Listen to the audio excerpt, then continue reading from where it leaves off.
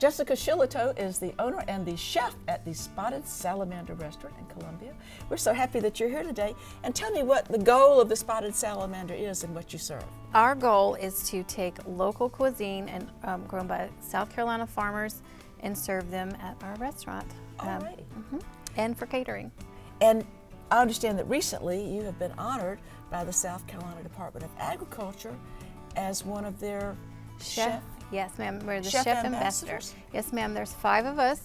We've been chosen from every region of the state to represent South Carolina food culture. So will you be going around and promoting South Carolina products and all that and showing Yes, people how to ma'am. use them? We sure will be. Well, and I think you're going to show us how we can cook a quintessential South Carolina vegetable today. Yes, ma'am. Collard greens. Okay. And these collard greens are from Lane Farms in Neeses, South Carolina. All right. And I've been buying from her for a really long time, and she has a great little organic farm. And you told me that when you first came down here and had collards, you weren't quite as taken with them as most of us are. No, ma'am, I thought they were not good at all. So over time, I developed a recipe that I like, and I think everybody else likes it as well. And what do you call it? Sweet and Sour Collards. Sweet and sour. And that's not so different from the way we cook collards because you put some sugar in, and then a lot of us put vinegar on it. Yours is just going to be a little bit tweaked. Exactly. Fun. So you are just pulling the big Yes, rib ma'am. out and tearing them up with your hands. And I must say, these are sweet little collards. They're not so nice big. little collards. Yeah, that's really nice. They're tender and they're not as strong tasting, don't you think? Okay. So all you did was you wash these Yes. and then you just stand around then and you tear them just up. tear 'em Well, off anybody can do that. That's easy. Don't even need a knife and a cutting board. If you have to do a lot, we use a knife and a cutting board, but All right. Well, you've got some all prepared, and so I think we're going to show people how they can enjoy them at home. yes. All right. So what's the first thing we're going to do? Okay, the first thing we're gonna do is we're gonna take some of these bones left over from our heritage pigs. And where did your pigs come from? They come from Carolina Heritage Farms. So y'all really are walking the walk and talking the we talk. try, yes, Okay. as much as possible. And he's over in Florence. Yes, ma'am, Okay. he is. And then, So y'all use these to make barbecue. Yes, And these then are- what's left, you're going to make this stock with. so we try to in they use go. every part of the pig, and that includes this, which is some of the fat drippings. And you let me taste that, and I wanted to just turn it up and drink it. So you put a pan under the hogs when they're cooking? Yeah, like right at first, and then we Catch those drippings? catch some of the fat drippings. All righty. So that's going in. Yeah, that's the best part. That's, I think, the secret ingredient. And if you don't have that, you can use chicken stock and a little bit of other fat. Like I've even used butter before.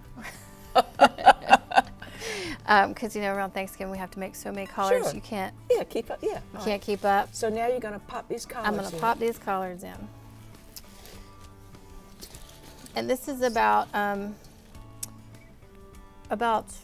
4 small bunches or 2 big bunches. Sure. Okay. Now I don't use sometimes the real tough outer leaves. Do you kind of select and just, or you just use everything? I just use everything. All of the hog and all of the collard. yes. Okay, I hear you. And then next we're gonna Get this have out of the okay. way. Okay. Next we have sugar. Sugar. Sugar, yes, lots of sugar. Probably more than you think you should. Then some salt.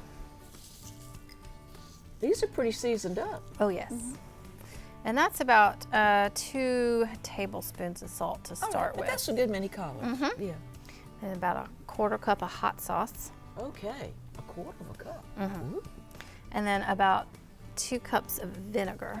Vinegar. Yes. Now And is that apple cider this vinegar? is apple cider vinegar, and we try to use apple cider vinegar. Okay, that's what you suggest. Red wine vinegar also works Okay. good, I think. And then I cover it with water. Oh, so you're just going to put that in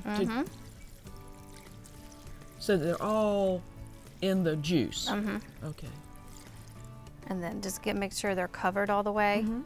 And then we cook them probably on medium heat uncovered for about an hour. Uncovered. Woo. And then I'll check And them. you got to stir them periodically. You got to look stir at them it, here yeah. and look at them, make sure they're still all in the water while you're in the If you need to add some more water or stock, you're welcome to. Okay.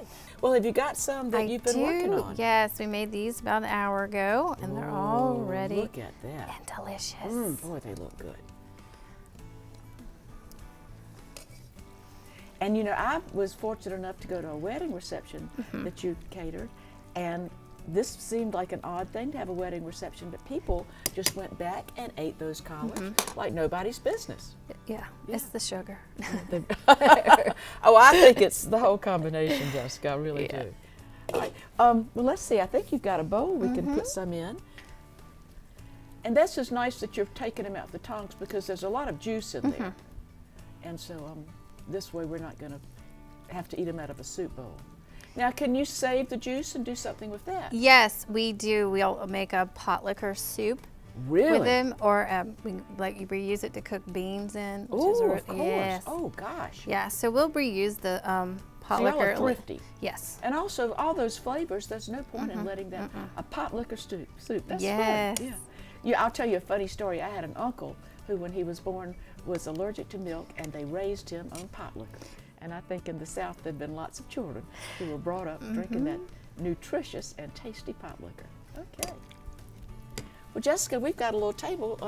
Can we go down and give them a try? Sure. All righty, I can't wait. Me neither. Well, Jessica, I'm really excited. Let's try them. Okay. Now, if other people would like to try your collard greens, how can they find out about the Spotted Salamander? Well, we're located in downtown Columbia, next door to the Siebel's house. We're on Richland Street, right in the historic district, surrounded by all the big, beautiful mansions. So the Hampton, Preston, and Ainsley Hall house are in the same vicinity. Yes. You're at the, kind of behind those. Yeah. Okay. And how about this Chef Ambassador program? You can find information about us on the Discover South Carolina website. Okay. All right. Well, shall we? Sure. Oh, they smell wonderful.